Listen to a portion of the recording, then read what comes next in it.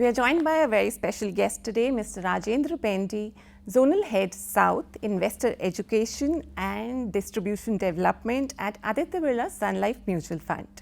Welcome to the show, Rajendra. Thank you. Okay, so we're going to keep it very simple and start from the very basics.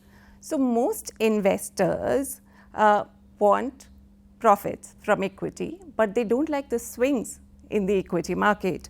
So when investors hear balanced advantage fund, they actually feel, oh, balanced. This is something stress-free and it is going to give me all the advantages possible. So what is your take? What exactly is the balanced advantage fund? Fine. So before we getting into directly into balanced advantage fund or anything of that sort, first of all I want to start with telling you something. In the sense, see, everyone wants return from the market, equity markets. So how we can earn returns from the equity market? By doing very simple thing. What is that simple thing? Buy at low prices, sell it high. So if we can do that, we can certainly make money out of equity market. But is that simple? It's not that simple. Why it is not that simple? Why? Because as a lot of research says or anything of that says, while making any decision about money, greed and fear will be always there with everyone. See, when it is going, markets are going up, people will become very greedy. When markets are coming down, people will be very fearful that they are losing their money. So, if we can do formula wise, in the sense if we can buy low and sell high, we can certainly make money out of market, but it's not that simple.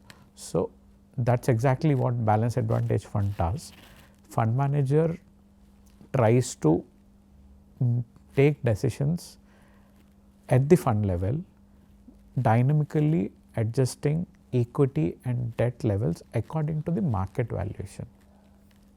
He'll be taking a lot of things into consideration, like what are fundamentals, what are technicals, what are both fundamental and technical factors, and a whole lot of things they'll be taking into consideration. That's why this particular category has evolved and it is known as dynamic asset allocation category.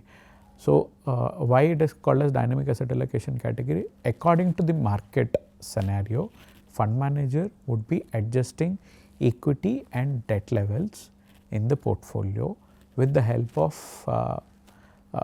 derivatives or arbitrage into consideration. He will be building the portfolio, ensuring that this buy low and sell high would be happening to great extent. See, other category it used to be there, for instance, balance funds are there. So as balance funds, they actually follow very static asset allocation. They will not follow dynamic asset allocation. In dynamic asset allocation, according to the market, fund manager would be deciding equity allocation as low as 30% and as high as 80-90% also. He can go depending upon various market factors which I have highlighted earlier. But in balanced funds, just balanced funds, they are known as hybrid funds. The allocation will be very static, anything more than 65% in order to get equity taxation benefit as per SEBI or as per IT, Income Tax Act. Your fund should be more than 65% invested in equity to get that equity benefit. So basic hybrid funds, they will have very static allocation, anything more than 65 or 70-30 between equity and debt. Fund manager would be changing, rebalancing it. But as balanced advantage funds, the category suggests it's a dynamic asset allocation category. Depending upon the market scenario, fund manager would be deciding upon equity and debt allocations. To cut the long story short, if we need to say, as it's a dynamic asset allocation strategy, fund manager would be taking a lot of fundamental and technical indicators into consideration, and he will be deciding upon equity allocation as low as 20-30% to as high as 90-100% in equity. That's why balanced advantage fund is a good category which is evolving these days in a big way. Okay, I would not like you to cut the story short here and actually we'll dig a little deeper. Fine.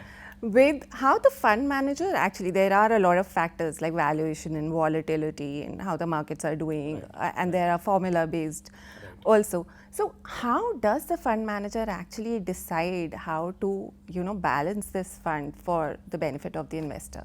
So fund manager would be using something known as copper to gold ratio as well. Some fund managers, I would not say that all fund managers would be using it. So some fund managers would be using something known as copper to gold ratio. Copper being an industrial metal, if usage of copper is more, that means industrial activity is happening more. Why industrial activity is happening more? Why? Because demand is there. If demand is there, then only industrial activity will happen, right? So that's why fund manager would be using that also indicate. And gold is basically lot of ambiguity is there, lot of uncertainty is there. Then gold will be used. So that ratio will also be used in order to how to decide upon the equity allocation of the fund. So basically, to summarize, in pro-cyclical, what fund manager would be doing, if markets are moving up, he will go with the cycle. So some fund manager, they will be increasing it. In counter-cyclical, they will be going against the market. If markets are moving up, they will reduce the equity allocation, and some will be using the blend of this pro-cyclical and this thing.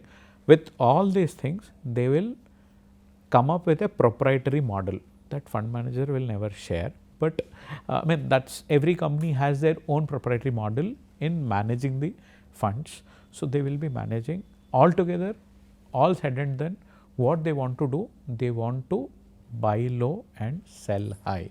So that's the basic thing, that that emotion free investing or anything of that sort, to give the best possible customer experience or investor experience out of it. So he would be doing it. That's a lot, very complicated method, but you've explained it beautifully. So my next question is, I want you to imagine two scenarios, like in a bull run, okay? Investors are extremely positive, there's green everywhere, the portfolios are doing great. Some investors have FOMO because they didn't invest when the markets were correcting.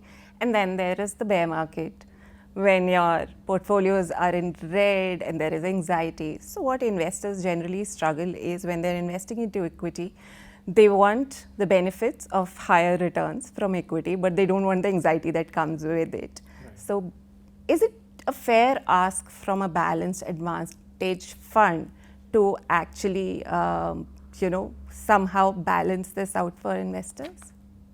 If markets are at, like, P is like at anything between 18 to 20, it is slightly overvalued sort of thing, slightly overvalued. It is not fairly valued, rather they say it as. So they will reduce the equity allocation from 80 to 60. If it is between 20 and 22 PE, so they will get it down to 40 to 60 range. So like that they will be going. If it is more than 26 PE, it is really expansive market. You should not be there in market only. So they will get down the equity exposure to as low as 20% also. So by this, emotionally, probably client may not take all these decisions, as an investor may not take all these decisions, but fund manager prudently follows the model which suggests. In the sense, the PE is the only one factor. Apart from PE, as I have told you, that IV, all these things will be really high. Implied volatility will be really high. If PE is high, implied volatility may be high. So all these things would be there. And similarly, copper to gold ratio will also be not that great. So all these things, based upon all these factors, there's 1, 2, 3 factors. P is the one factor. Again, price to book and how earnings is taking it up, how other fundamental things are shaping up in the economy. All those things will be there. See, if something is wrong, then only P will be very high, or else just simply P will not be high. But at that point of time only, individual investors might be thinking that I have really left out.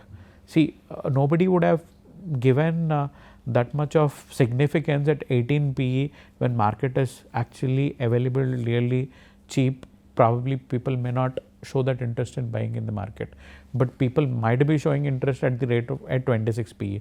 So basically dynamic asset allocation funds, with the help of the strict guidelines what fund managers follow, they would dynamically adjust the equity and debt ratio in such a fashion that so that investor will get end of the day good experience out of the outcomes, will be better outcomes would be there. So bull markets, they will be having higher equity allocation. In bear markets, rather bull market or bear market, when things are not that great or anything of that sort, they will be dynamically adjusting the equity and debt allocation to give good experience to the client at the end of the day. So that they would be doing it. Yeah. Okay. I want to poke at the real enemy here, which is timing. Generally, what investors do is they stop SIP when the markets are falling and then restart again when the markets start rising. So in your experience, does a balanced advantage fund reduces that damage because it is doing the risk adjustment for the investors, or do investors actually sabotage the process by entering and exiting the market at the wrong time? Okay. So basically I would give you answer in a different way. See, when usually what people say, timing the market is not at all important. Time in the market is the most important thing to make money from the market. So that is what, to make better returns from the market. Time in the market is the most important. Timing the market is not at all important. So in fact, balance advantage funds does not time the markets. See, when I'll give you an example now. Have you ever heard any individual, means 90% of any individual, probably at your home also, ma'am, have you ever heard people selling gold? Never. They will only buy, right? They'll only buy. Why they'll only buy? They want to keep because that's the experience what they got. Yeah. Gold will always rise. Always rise, yes. Of course, gold also had some bad patches. We have seen gold has given no return for years.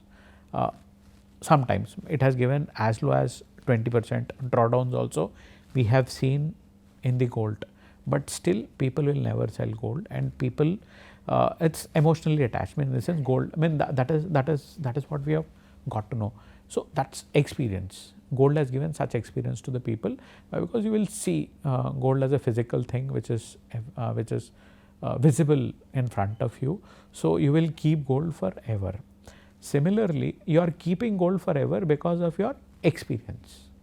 So probably, in most of the cases, dynamic asset allocation category funds also will give such experience to the client. In this sense, that's what we have started our discussion, stating that buying low and selling high is the best thing to do in market to get things. So, and is it possible? It is not possible, but the fund manager, what process he follows, try to replicate that to greater extent. But again, all ifs and buts would be there. But in this dynamic asset allocation category, what fund manager would be doing is, as I have told you, taking PE into consideration, price to earnings into consideration, he will be judiciously adjusting things. So whenever there are larger drawdowns in the market, like COVID time, there's a larger drawdown is there in the market, or GFC, larger drawdowns were there in the market, or any crisis sort of thing. See, there are a lot of crises which have happened, and there are larger drawdowns are there in the market. But dynamic asset allocation funds will not capture that 100% drawdown. See, volatility will be comparatively very, very less in this particular fund. So people usually say that with only 65% of volatility, it captures 80% of the return what index gives. Say for instance, if index falls by 50%, your normal equity funds falls by 50%, But dynamic asset allocation funds will not fall by 50%. Probably they may fall only 65% of it. Why it will fall only 65% of it? Why? Because fund manager would be dynamically adjusting. He will not be 100%, he will not be invested, right? But why markets would fall? In most of the cases, markets will fall. Why? Because of high PE or anything of that sort. Earnings have not come properly. So your PE will be high. So markets would fall in order to adjust to those earnings to get into it. So at that point of time, as I have told you, in the sense if it is more than 26 PE, you have only 25% in equity markets. If at that point of time, if market falls by 10% also, your 25% equity will fall by how much? Only 2.5%. So typically your 100 rupees will come down. 100 में अगर 25% equity में है, तो 25 में 2.5% is how much? 25 में 2.5% down, which is 5 rupees. So your 100 rupees will be like only 95 rupees. So people will have good experience. If good experience is there, nobody will come out. Why people are not selling gold? They are not selling gold because they are having good experience. So here also fund manager try to give that good experience. Fund manager will allow people to get into it. But the only thing is people should be very clear that why they are investing, what for they are investing. So they will not stop SIPs, they will continue as the relatively fall will be very lesser in balance advantage funds compared to the pure equity funds or anything of that sort. Can you give us a real-time example when an investor walked up to you and said, protect my downside and also don't make me miss the recovery? So that is what I'm saying. In the sense, a real-time example is that if you look at the chart, see, Sensex would have given from inception, it has given say some 15% return. I'm just giving you an arbitrary number, not exactly. I mean, I can't tell exactly anything of the firm. Nobody can tell exactly. If anybody can, all these things is not required only. So 15% if Sensex have given return with lot of volatility will be there. See, from 1979, there are a lot of events have happened. Major events like starting from your Harshad scam to Ketan Parekh, Twin Tower clash, global financial crisis, then Brexit, then COVID. I only don't remember if I complete it. But still, from 100, Sensex is whatever it is now. So it has given that 15 or 16% thing. So in all these cases, we have seen lot of volatility was there. But BAF as a category, you will not see that much amount of volatility over there. Why it will not be there? Why? Because in all these cases, say for instance, during global financial crisis, your PE was really at more than 24, 25, 26. 24, if I don't exactly remember the number, but it is more than 24. If it is more than 24, balance advantage fund suggests that your equity allocation should be anything between 40 to 20. 40 to 20%. If 40 to 20% equity allocation is there, if market falls, see in global financial crisis, we have seen market fallen by more than 50%. And at that point of time, you got only 40% in your equity. So if you are 100% invested in equity, your 100 rupees would have come down to 50 rupees.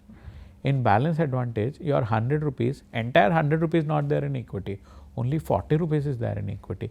So 60 is there in debt. So 60-40 में अगर 40 रुपए, if you got 50% correction also, your 100 rupees is only 80. It is not 50.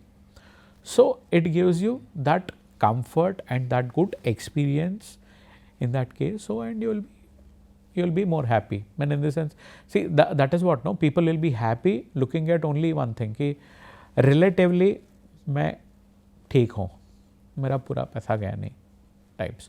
So why? Because people not only be investing balance advantage fund, right? They'll be investing lot many other things. वहाँ पे relatively ज़्यादा downside होगा, it would have come down. But here relatively it is showing better compared to the market. Market has fallen by 50%, but your portfolio has fallen by only 20%, then you will be happy or not. And similarly on upside, if it is capturing 80% of the return, if market has given 50% and if your fund is consistently delivering that 80% or 50%, you will be happy, right? So that is what fund manager would be trying to do in balance advantage fund. Okay. There's a common belief among investors that, I've invested into 3 equity funds, so I'm diversified, but they're still at a higher equity risk in different packaging. So where do you see balanced advantage fund fitting into a real portfolio? Is it a replacement of some equity funds, or it's actually a balance between equity and debt? See, it's a what would I say? I mean, it's a if investor is a conservative investor or aggressive investor or anyone for that matter, so investor would be experience would be good investing in balance advantage fund. Why? Because as I have told you before also, it captures 80% of the upside, and the downside, if it happens, it captures relatively very less. So basically what balance advantage fund does, with 65% of volatility, it captures 80% of your return. So that's the most important thing. So you might be getting, the markets have went up, you'd be getting 50% return, but if it comes down by 50%, you will be losing 50% also. I mean, in the sense, your capital, if you have invested at the highest point, say you have invested at the highest point, which is of Jan 2008, that's the highest point during global financial services crisis. From Jan 2008 to October 2008, markets have fallen by 50%. So if you have invested 1 lakh there, theoretically your 1 lakh has become 50,000 here. How will you take it? It's like you will give all sorts of whatever XYZ you want to give, you will give. But in case of balance advantage fund, your 1 lakh would have been some 80,000. Why? It captures limited downsides. Why? Because see, at 1 lakh, as I have told you earlier also, I will not be invested 100% onto it.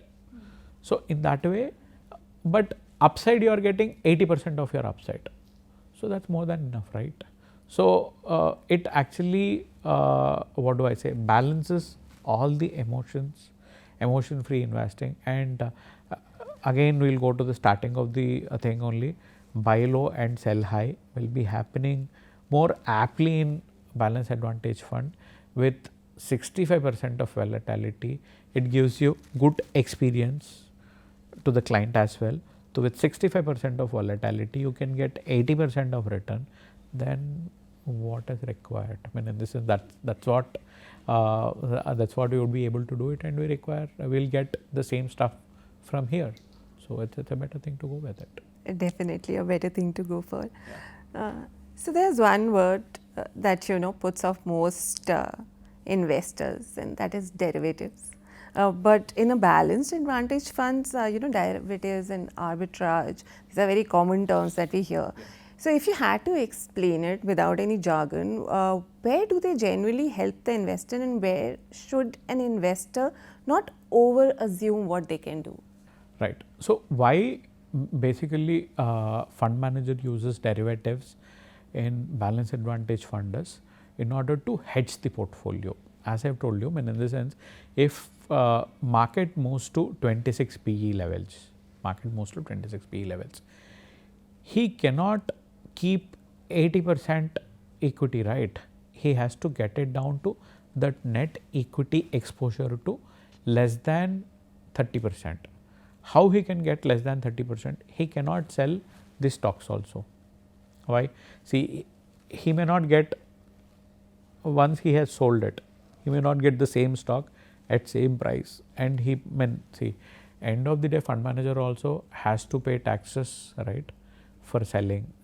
in the hands of investor also it is taxed, and fund manager also. If he is selling, he has to pay for buying and selling. He will also, the transaction cost and everything would be there. So with the help of derivatives, say for instance he got some quantity of stock, he would be hedging the same thing with the help of derivatives, so that your equity allocation will come down to say 30%. But end of the day, for getting equity tax benefit to the client, fund has to invested 65 more than 65% to equity. So fund will be invested 65% in equity only, but with the help of derivatives, see basically derivatives are hedging tools, but individuals use it for their greed, but fund manager will not use derivatives for the greed. Fund manager will use derivatives very judiciously for the hedging only. So in order to keep that net equity exposure less than 40% at the time of 26 PE, derivatives would be used in fund manager this thing, I mean in balance advantage funds, or else derivatives are not used for the purpose what is, and mutual fund is a most regulated thing, and fund manager can't use anything other than what regulator suggests us. So derivatives are used only for the purpose of hedging, not more than that. Okay. So this brings us to, there are different kind of investors, there are first time equity investors, there are conservative investors who can't handle volatility or bear market, and then there are long term investors which they can ride with the market cycles. So the question that is at the back of every investor's mind is, what should be a realistic return expectation, and for how long, what is the timeline that you should start judging whether it is working for you or not? See, my take, any investment is, investment should have some three things. First, it has to grow more than what inflation is, right? That is an investment. Second, it should give regular income, second thing. And third thing is, it should be realized at fair price whenever I require money, right? So that is investment according to me. So any investor gets all these three things in this balance advantage fund.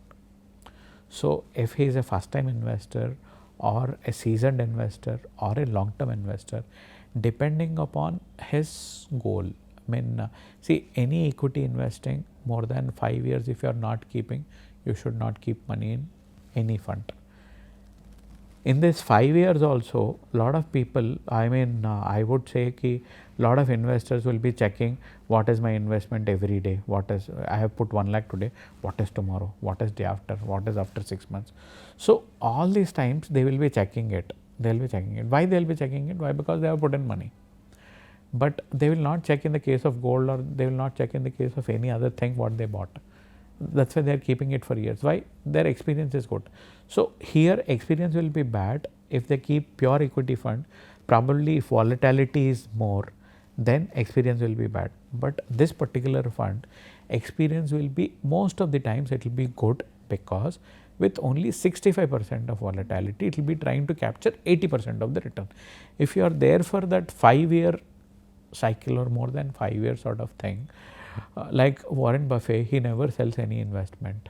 If it is really bad only, he sells it, or else he handsomely takes those investment things, that whatever gains he is getting in form of dividend or anything of that sort, he will be taking, and whatever it is moving up, it will move up, it will growth, it more than inflation, it is growing sort of thing. So for any investor, balance advantage fund is a right fund to take it up only based on the merit. Merit is what? It is having only 65, it captures only 65% of volatility, and it captures 80% of the return what census gives. So if you are there for long term also, it's good. If you are there for short term also, it is there, but short term in the sense, at least for 5 years time frame you should look at into it. So what is the return you can get it? Whatever census gives, So 80% of return it will get captured. But I can't give you the exact number. Why? Because even I don't know.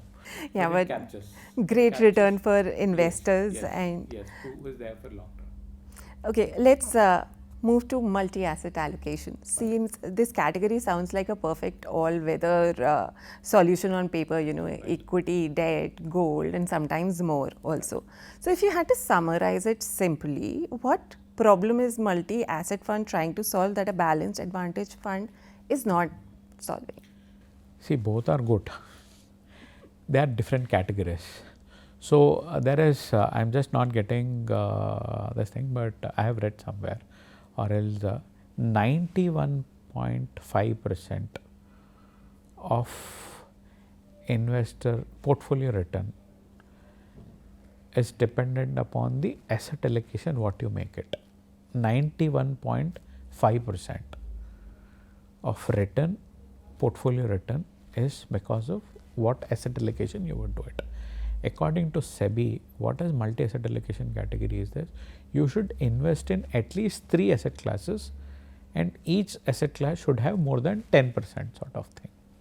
So equity also, so 3 asset classes what are there? One is your equity, other one is debt, other one is commodities. So in commodities, gold, silver, lot of other things will also come.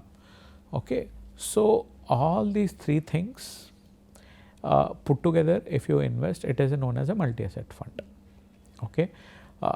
What balance advantage fund does? Balance advantage fund does, it dynamically allocates between equity and debt depending upon the market scenario. In multi-asset allocation, you will be having one more asset class would be added, which is commodities, or in equity also there will be different flavors will be there. In debt also there will be different flavors will be there. So all such things will get added, and this multi-asset allocation category has come up, stating that, that is what I told you, in the sense 91.5% of portfolio return is based upon the asset allocation only it happens. So multi-asset allocation category as such has come up, and during recent times, thanks to the rally in gold and silver, like most of fund houses, take in the sense as definition or as mandate suggested by SEBI says that all the asset classes should have more than 10% allocation onto it. Last 1 year we have not seen any return in equity, but gold and silver has given phenomenal return. So this 10% has gone up significantly higher, and they have given good amount of return onto it. So that's why people are now talking about multi-asset allocation funds as such.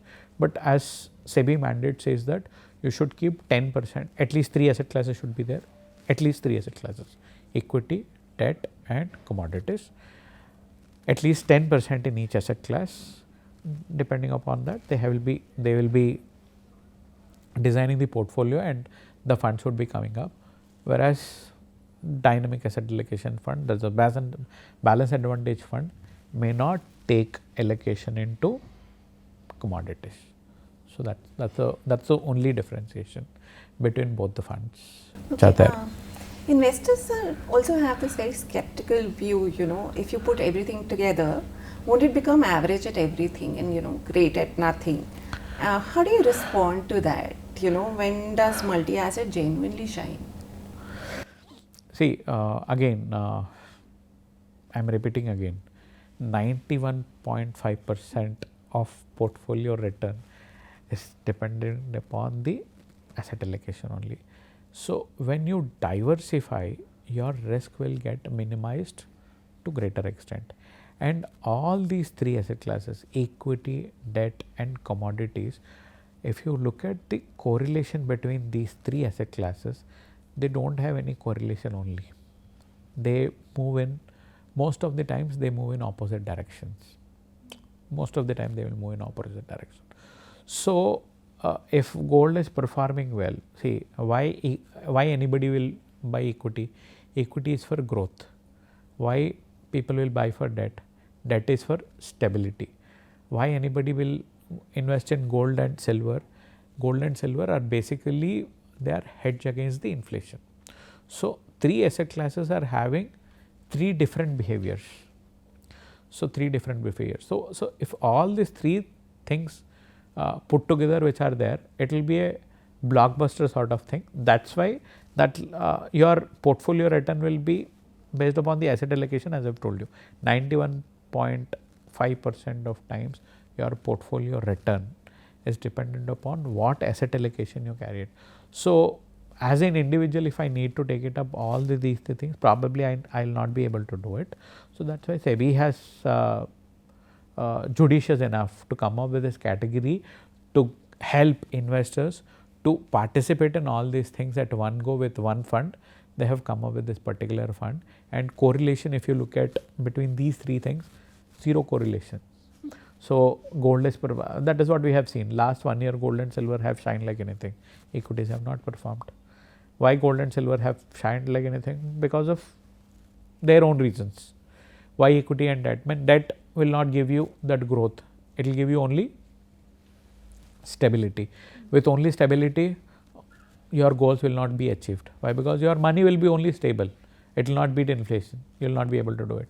And commodities, it is hedge against inflation, and it will go up also. Equity will give you growth. So all these 3 things put together will give you good experience again as an investor to get into it, and they can get always. Okay, so just to explain it a little better to our investors, fine. The multi-allocation fund, who makes these allocation calls, and the rebalancing of the fund, how does it happen? Is it based on volatility, interest rates, or some other factors, and how often do you rebalance it? See, it all depends upon the fund manager call, and it will be there in scheme information document. See, usually in most of the funds, 60% they keep it, more than 65% they'll keep it in equity, 25% they will keep it in debt, 65, 25, 90% over, 10% they'll keep it in commodities. Some fund managers may do other way around also. I mean, in the sense that depending upon the what taxation sort of thing. See, as you are aware, 65% of funds, if it is there in equity, it will be treated as an equity taxation subject, and between 35 to 65% if it is there in equity, it is another non-equity type 1, they say. 35%, less than 35% equity is there, non-equity type 2, they say. So depending upon different taxation things, so they will be managing it. How often they will be rebalancing? Depending upon, say for instance, gold we have seen, or silver we have seen a sudden run up. So your 10 rupees have become 15 rupees. So automatically fund has to rebalance itself. So again, they will come back to their original this thing. I mean, in this sense, see, as I have told you, 65, 25, 10, if they have kept it, your 65 equity has become, say, 66, your 25 debt has become 26, and your gold has become 15. So your 100 rupees has become now 110 rupees. Again, they will come back to that 65, 25, 10. So whenever it happens, but usually how they will be doing? They will be doing based upon need based. If usually they does quarterly or half yearly or yearly, or else basic fund also. I mean, in the sense when companies are filing for during NFO time, they are saying that they are equity based taxation wala multi-asset allocation fund. At every point of time, they have to maintain that 65% into equity, 25% into debt, or whatever, those 3 asset classes. And SEBI has mandated only one thing: each asset class should have at least 10%. So if gold prices have suddenly dipped, it doesn't happen. If it suddenly dipped, if it has come less than 10%, so fund manager has to immediately rebalance, and they have to take it to more than 10%. Similarly, equity markets have fallen. Your 65 has come down to say 63 or 64. So he has to pull out from some other asset and he has to fill this bucket. So the 65, 25, 10 should be there, or whatever fund manager has decided or investment committee has decided, this particular fund mandate is that I will be managing in different asset classes. This is the percentage what I manage. So, they will be keeping it based on that only, they would be managing the fund. So, need based things all the way. If I need to tell when it will be happening, it will be happening every half yearly, quarterly or yearly. Sometimes if sudden run up is there, they will do immediately that need based asset allocation thing, they would be doing it. Okay. Yeah. So, two funds in the same category can behave very differently. So, if an investor wants to go beyond the label, what are the 2-3 things he should keep in mind, to understand the real strategy here? It all depends upon what customer wants. What is his goal like for what he is investing? So, if he is investing for, as I have told you, equity gives you growth, debt gives you stability, commodities gives you hedge against the inflation. So, these 3 things put together, you will be getting that flavor, you will be getting in multi-asset allocation fund. And your goal is that you should want that inflation plus wala return or anything of that sort of thing. Yeah, you can always get in this flavor. As I have told you, portfolio return will be based upon 91.5% of times with what asset allocation you would follow. So, based upon that only it will be doing, you will be getting onto it. So, you will be getting the return accordingly. So, I cannot give you an answer in the sense it is not like one size fits all sort of thing. It all depends upon what actually clients' goals are. Accordingly, they have to align their thing and they have to do it. I think all client goals revolve around the margins that they are getting. Yes, it's only how much time frame that you can spend in the market. Right. See, end of the day, that is what I am telling. See, either dynamic asset allocation category, which is our balance advantage fund, or multi-asset allocation fund. There is in mathematics there is a beautiful formula which is there.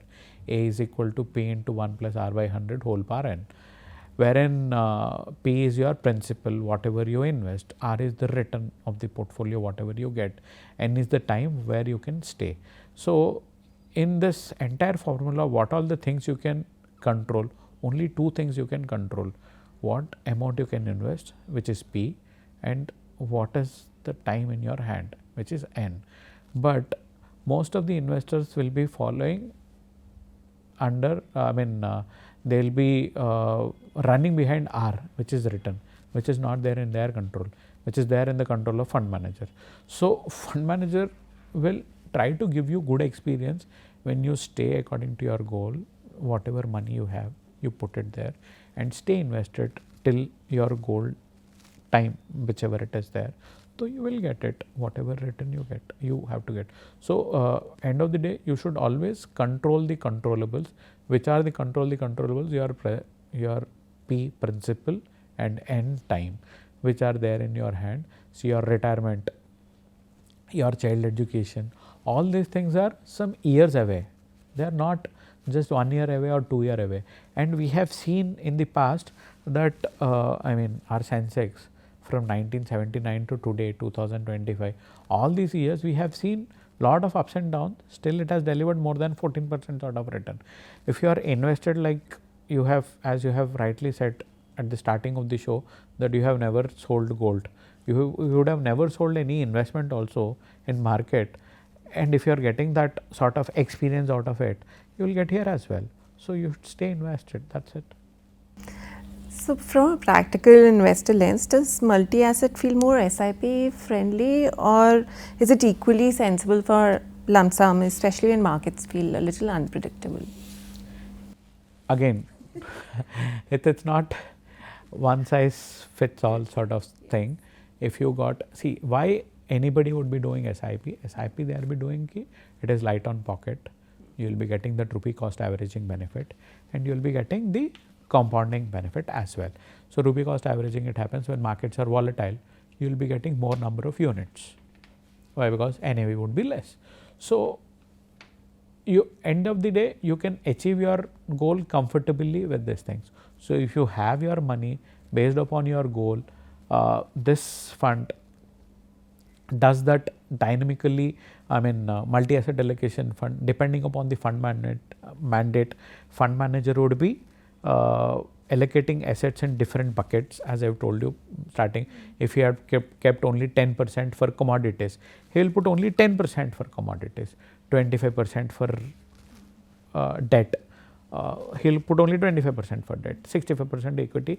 He will be doing that all the job according to the market, this thing according to the fund mandate, and your goal will be achieved. If again, it all depends upon if your goal is 5 years away or 10 years away or 15 years away.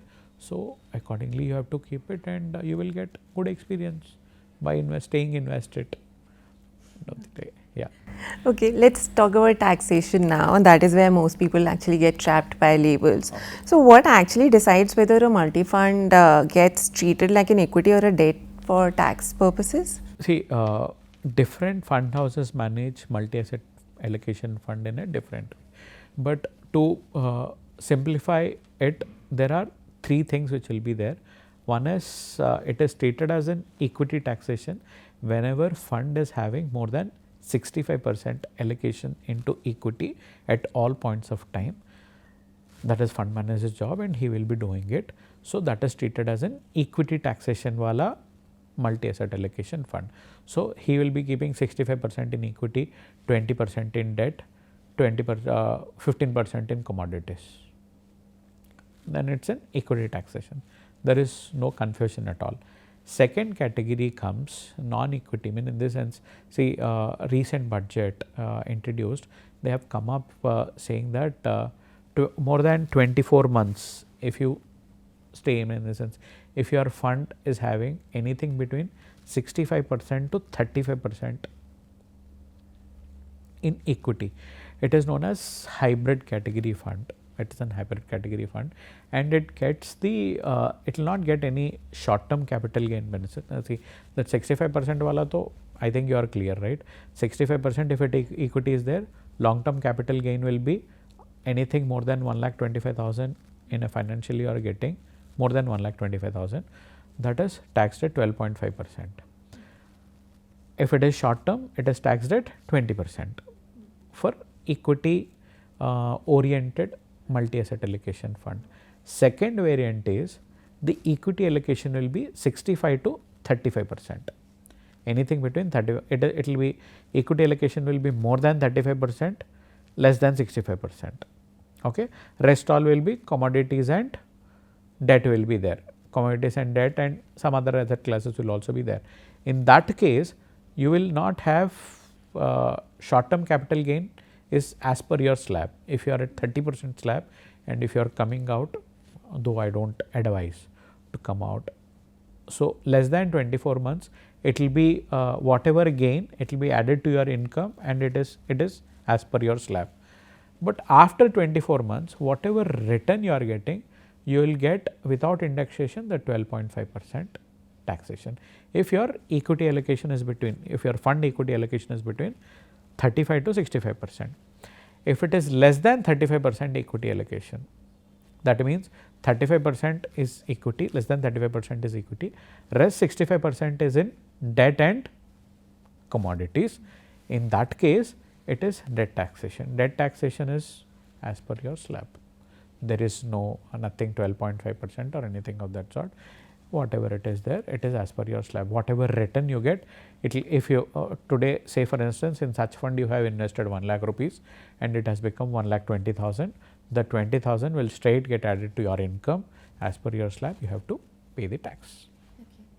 Okay. If less than 35% is there. So a lot of investors actually try to optimize their decision on the tax slab, in prioritizing tax label first and what exactly the portfolio needs. What are the risks of actually doing that? See, it's again it's tax harvesting is, a lot of people want to do it. Tax harvesting is nothing but whatever the portfolio they are holding it, if they are getting that 1,25,000 rupees profit in that year, if you pull out from your portfolio, you need not pay any tax. That is what they try to do it. But again, it's difficult to plan it. better they consult their financial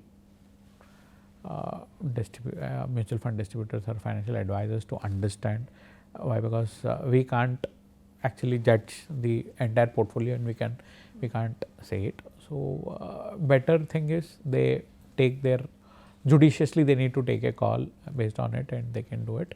The tax planning, that's what they tax harvesting, a lot of people try to do it, that 1,25,000 gain which is tax free, they can pull out that year, they need not pay any tax. Every year they can do it. Equity funds give such thing, anything more than 1,25,000 gain if you are pulling out, then only you are supposed to pay whatever you gain you get, you have to pay 12.5% tax, or else till 1,25,000 you are not supposed to pay. So they have to, based upon their portfolio, they have to look and they have to take a call. Okay. Yeah. So one final question, which is actually very common among most investors, is that they think I can do this multi-asset allocation all by myself. I can invest into equity and debt and gold all by myself. Why do I need to go through a fund? So how do you think the multi-allocation fund actually helps investors in reducing that risk or consistency or discipline problems, apart from just doing it DIY allocation? That's the best thing anyone can do, but the problem is if you are competent enough to do it, you can always do it. Say for instance you got only 10,000 rupees, okay, you got only 10,000 rupees and you want to invest in gold, you want to invest in debt, and you want to invest in equity as well, and this 10,000 you want to allocate with proper asset allocation, taking all pains. 10,000 is very small amount. If I say you got some 1 lakh rupees, if you got 1 lakh rupees, 1 lakh rupees, again how much you need to invest in equity, how much you need to invest in debt, and how much you need to invest in gold, and top of it you want tax benefit as well. It should be treated as equity taxation. How will be able to do it? So for a retail investor it is very difficult. Why? Because lot of costs are involved, tax advantage will not be there. If you got 1 lakh, 2 lakh, 3 lakh rupees also, it's difficult. See, with 1 lakh rupees how much gold you can buy? I mean, today we are not getting 10 grams of gold for 1 lakh rupees. So fine. So in that bits and pieces, if you want to do proper asset allocation sort of thing, it is not that easy to do it. If you can do it, it's nothing like it, it's better to do it, but you may not be able to convince the taxman for your equity sort of taxation. If you want, you can't get it, right? See, as I have told you, when we have discussed about taxation aspect, for a fund to be qualified as an equity fund, to get that short term capital gain benefit and long term capital gain, short term capital gain is 20% in equity, and long term is 12.5% in equity. But if it is a debt thing, short term capital gain, nothing short term capital gain, whatever return you get, it will get added to your this thing. See, normal fixed deposit you are having now in a bank. So if you look at your AIS, annual income statement, all the income which gets quarterly income as an interest you will be getting, it will be reflected in your this thing, and it is taxed as per your slab, right? So if you do it yourself, all these things will be there. You will not be able to make a clear cut thing that see this I am doing proper asset allocation, I want tax benefit. You can't get it, right? So those pitfalls are there. So we should be careful in looking into all those things. If everything is fine, yeah, you can do it. No one will stop you to go ahead and do it. So that's the only answer which I can give this thing. Yeah. Okay, to sum up this conversation, okay, if I want to pick between a balanced advantage fund and a multi-asset allocation fund, what are the reasons that you're gonna help me? That's what I tell you. In a sense, balanced advantage fund is a dynamic asset allocation fund. So it actually does your money only into equity and debt. And dynamically depending upon the PE. If market is expensive, they will reduce your equity allocation with the help of derivatives. Fund manager will do it, and that is what I told you, 80% with 80% of whatever return in long run your Sensex gives, with 65% of volatility BAF will give you. But if you want that commodity flavor, then you should invest in multi-asset allocation fund, as fund suggests that any asset class which it has to invest in 3 asset classes, at least more than 3 asset classes also they can do it, at least 10% has to be there in every single asset class. So then it is a multi-asset allocation fund depending upon your risk appetite, as this is not one size fits all approach, will not work. So whichever you feel that you want, you want that gold flavor, silver flavor, then you get into multi-asset allocation fund. If you want, as I have told you, every asset class has their own behavior. Equity gives you growth, debt gives you stability, commodities are hedge against the inflation. So multi-asset allocation provides you that dynamic asset allocation category, which is balance advantage fund, which provides you in a different thing. So that's it. Depending upon your this thing, you have to go ahead and you have to invest. I think this has been extremely informative. Thank you, Rajendra, for joining us today. Thank you. Thank you very much. I hope today's episode brought you clarity whether you should choose a balanced advantage fund or a multi-asset allocation fund. Keep watching this space for more such information. Subscribe to Outlook Money for more content. Thank you. Mutual fund investments are subject to market risks. Read all scheme-related documents carefully.